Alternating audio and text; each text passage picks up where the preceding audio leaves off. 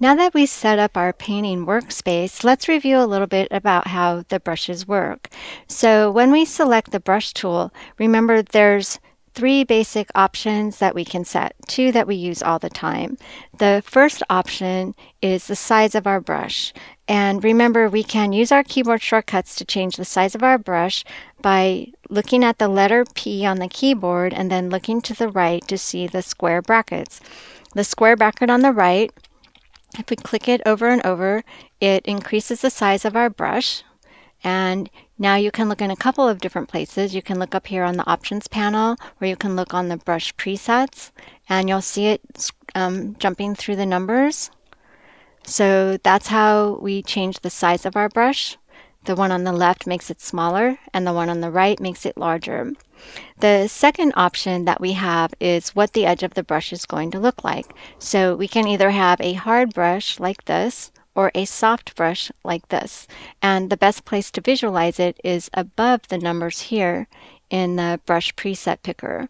So in order to change them, I'm going to hold the Shift key and then use the square brackets. If I use the right bracket, then it makes my brush harder and harder. So you can see that it changed to a harder looking brush. And if I use my left square bracket, then the brush becomes softer. So those are two main presets. Now the third one that we can find under the brush preset picker is we have an option here to change the dynamic of the brush. We can rotate the brush, and it doesn't have to be perfectly round. We can have an oval brush. And you do that by grabbing the little circles on the outside edge, and as you move them together it becomes more oval. So let's add a little layer here. And what's really nice is that you can change things on the fly. Now you'll be painting with your foreground color, and if you have an oval brush, see how you can paint a thin line in one direction and a thicker line in the other direction. And then we have a kind of a soft edge here. If we make it a hard edge brush and we paint, then it looks like this. So those are the three main options that we can set for our brush, and we can find those in the brush preset picker. Now, another thing, let's remove that layer. Okay, another thing that we can choose in the brush preset picker is we have a bunch of saved presets down here. And so you can use the scroller to scroll through and choose which brush presets that you might want to use. So they have some preset hard brushes that are a particular size, and they have some presets that are soft brushes. So any of these ones on the top row. And then above that, it has a record of what kind of brushes you've been using lately.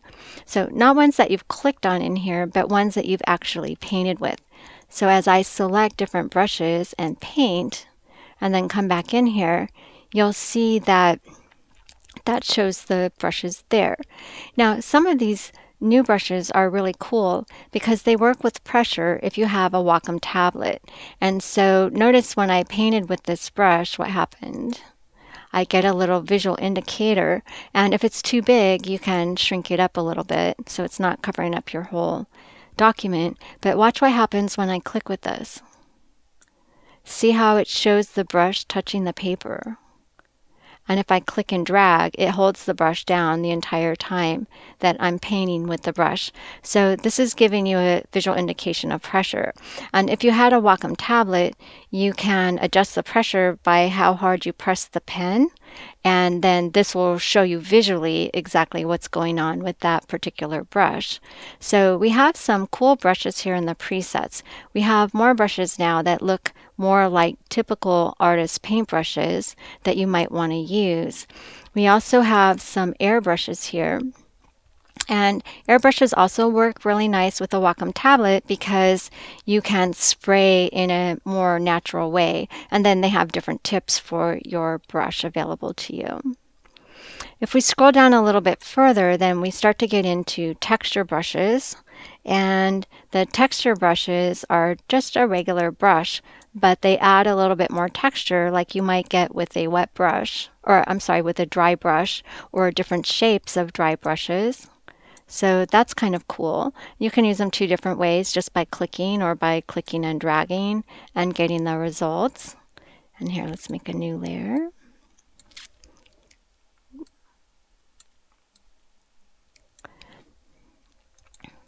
And then we have brushes that are based like on nature. So here we have some grass. Let me get a green color. And when I use this, see how it paints grass? If I click and drag, it just kind of spreads them out.